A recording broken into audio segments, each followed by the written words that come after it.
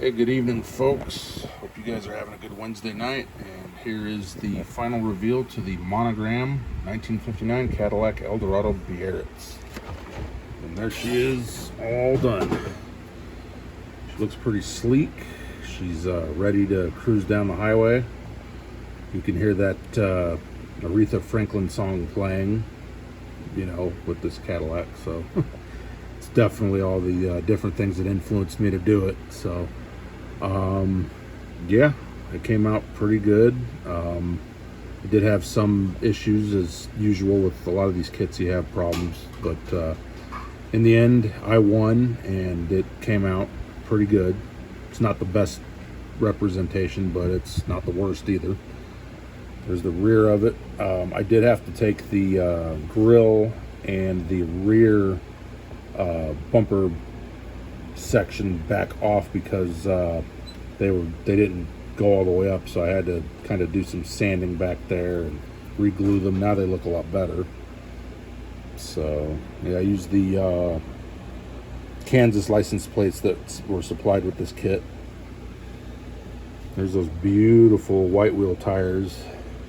I've always been a fan of the Cadillacs ever since I was a little boy. Back in the late 80s, I had a next door neighbor and he had a 70s Cadillac. I think it was an Eldorado. Don't remember, I just know it was a Cadillac, but it had the skirts on the rear where the half of the rear tire was covered, and I just thought that was such an awesome look. I was so in love with the design of the Cadillacs back then. His was a hard top. It was a coupe. It was just the two-door. It was a light blue or a medium blue and white. I want to say more of a light blue and white. I think it was either a 70s or early to mid 80s Cadillac. It was the last of the big bodies. And one day he wanted to take me to the store in it, and the experience riding in that thing was just amazing. I mean, it was an experience that I will never forget. I mean, that thing was like riding on a cloud. It was just so comfortable. I remember the plush interior. The door panels were plush. The seats were just so comfortable, and I loved the sound of the big V8, and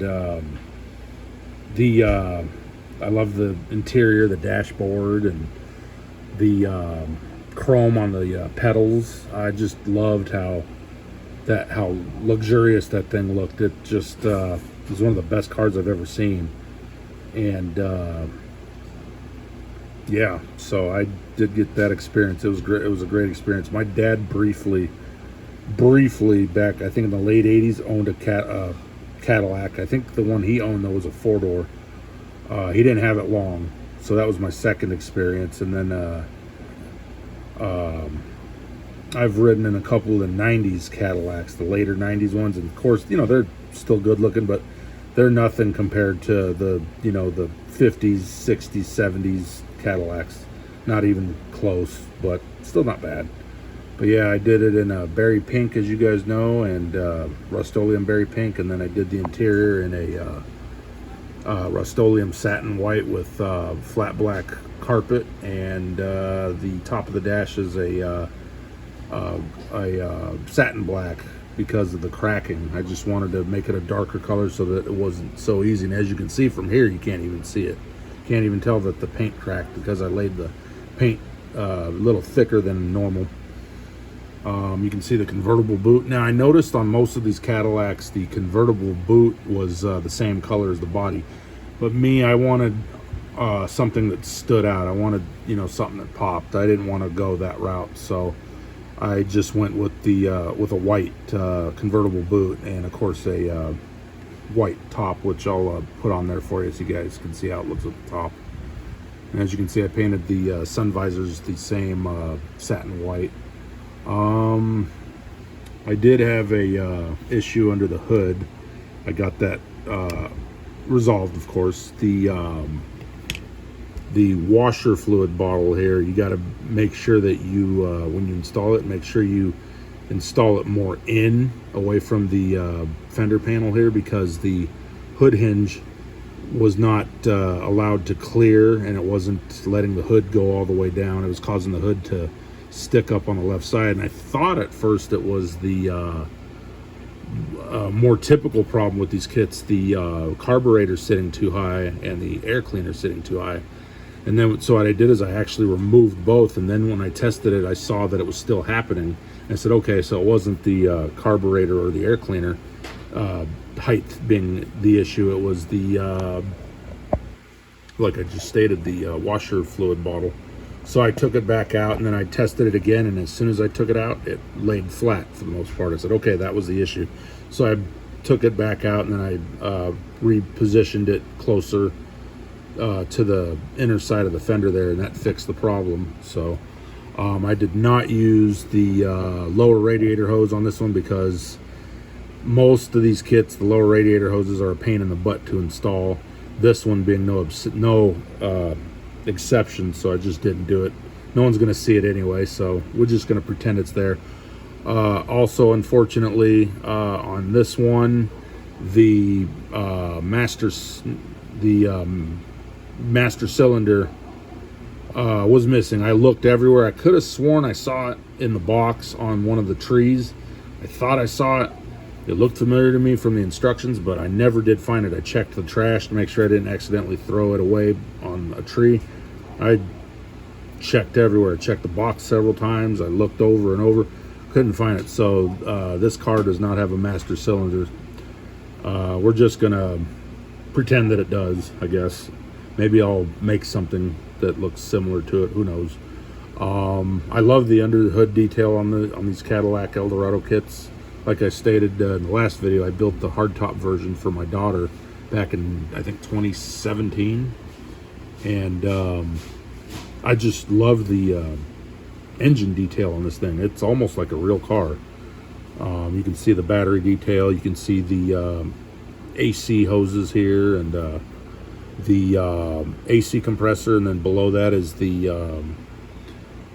alternator, or maybe it's a generator. I can't remember which it is, but yeah. And then I thought it was cool that this Cadillac kit comes with a 2-cylinder air compressor for the airbag suspension. Never built anything like that before. Well, in regards to a car, I've of course done plenty of semi-trucks with air compressors on them, but never a car. First time, actually no, second time now that I've done this before. So yeah, I did have another issue I had with this was the inserting the windshield glass into the frame.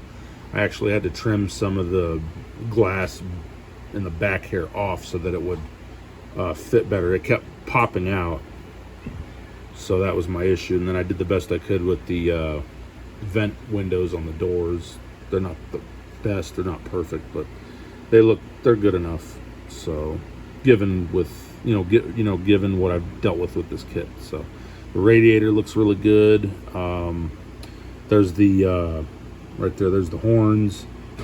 You can see your oil filter, your oil filler tube, or filler neck, whatever you want to call it. There's your heater core and blower motor. So yeah, there's your windshield wipers. And there's your rear view mirror. That was kind of a pain in the butt too. It kept wanting to fall down while I was holding it in place. And there's your side mirror on the driver door. And of course your door handles.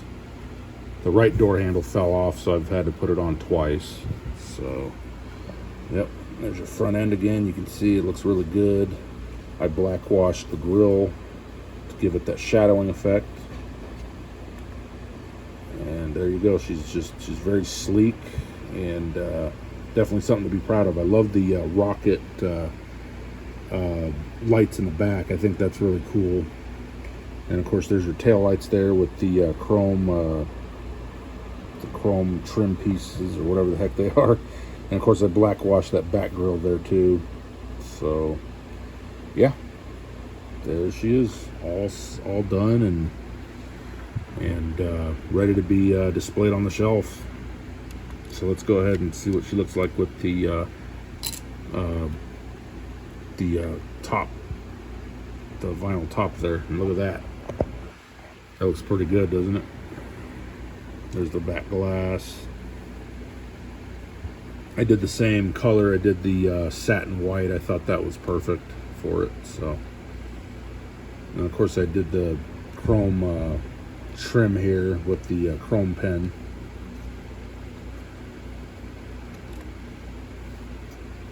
Yep, there she is on the right side there. There's those beautiful wheels, very detailed. I even black washed the square holes in the wheel covers too, to really give them that shadowing effect. Came out very good. I'm proud of it. So, but yeah, that's my 59 Cadillac Eldorado, all done and presentable. So she's definitely ready for a cruise, I'd say. So yeah, hope you guys enjoy this video and stay tuned for the slideshow for it, so you guys can see all the progress that was made on it. So yeah, and I don't think this will be my last one. Never know, I may do another one of these in the future. Maybe I'll do a blue one, like a metallic blue or something. So yeah, let's get that interior again. I went with the bench, of course. I wasn't feeling bucket seats in a Cadillac. Every time I think of a Cadillac, I always think bench seats, front and back. So like a typical convertible. So yeah, so that is her. And looking ahead, I think what I'm gonna do next is I'm gonna show you guys right now. I think I'm gonna go ahead and get this AMT 62 Impala convertible going. I already know what I want to do with it. I was going to do it in a dark red with a leather black interior. That's the plan. So yeah, that most likely will be the next build that I do. I was thinking either that or doing the MPC 1978 Dodge D100 pickup. I have planned for that one too. So more than likely going to do this and then probably do the 78 D100 after. So either one of those two for sure is in the future. So yep, just so you guys are aware of what's to come. So all right guys, you guys have a good safe weekend, and or I should say the remainder of your week, and a safe weekend, and we'll see you on the next video. Take care.